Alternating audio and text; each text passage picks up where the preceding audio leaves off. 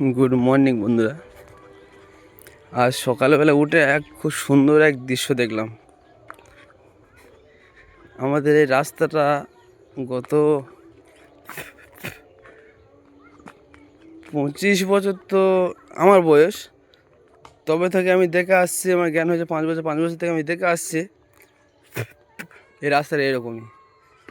আর এই কটা ছেলেপুলে মিলে রাস্তাটা সারছে, জাস্ট দেখো। গত 20 বছর ধরে এই রাস্তাটা বাপ ঠাকুরদার আমলে, এখনকার সময় আমাদের রাস্তার অবস্থা এরকমই। রাস্তা সারছিস, বিরাট কারবার তো। রিসেন্টলি মাটি কাটা গাড়ি মাটি কাটতে এসেছিলো অন্যজনার, তারা এই যে রাস্তাটা গিয়ে গিয়ে রাস্তাটা কোনো ভালো দিক একটাও নেই। এই সাইডে গাড়ি পাশ দিয়েছে, এটা অন্য জায়গা, যদিও বা আমাদের জায়গা। এই সাইডে গাড়ি পাশ দিয়েছে, জায়গাটার অবস্থা দেখো।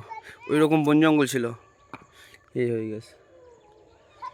এই 3টে ছেলেপুলে মিলে রাস্তাটাকে সারছে। রাস্তাটা জাস্ট অবস্থা, গাড়ি গিয়ে মাটি পুড়ে ধুলো হয়ে গেছে। বড় ট্রাক্টর তো, মাটি পুড়ে ধুলো হয়ে গেছে। যে ইঁটগুলো ছিল, ইঁটগুলো রাস্তার সাইডে সব ফেলে দিয়েছে। একটা দুটো এদিক ওদিক হয়েছিল, জাস্ট এইটুকু।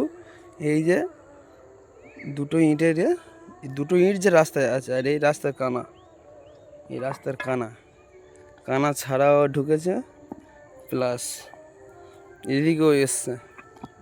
কোনো ইট নেই এদিকে। এই বাচ্চা ওটা নিয়ে এদিক ওদিক লাইন করে দিচ্ছে। কোদালেও নিয়ে এসছে, সঙ্গে পার্সিও আছে। আজকেরও মাটি বইবে নাকি রে? আচ্ছা, মাটি বইবে না?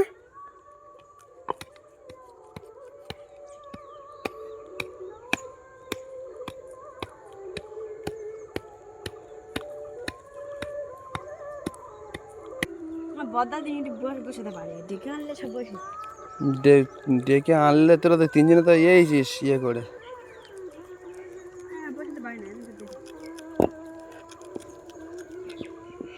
সাইকেল নিয়ে যা নিচ দিয়ে, ভ্যান হলে উল্টে যায়।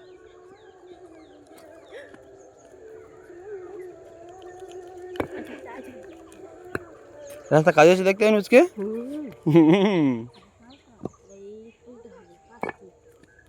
হেলে গেছে।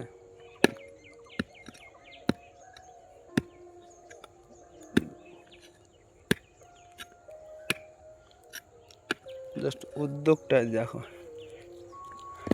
এরকম যদি গত 1 মাস চলতে থাকে, তাহলে রাস্তার একটা হচ্ছে গিয়ে ইট ভালো থাকবে না, নাকি?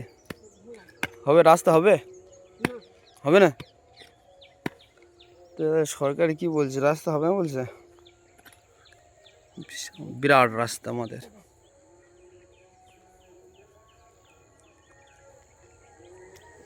অসংখ্য ধন্যবাদ আমাদের এই ছোট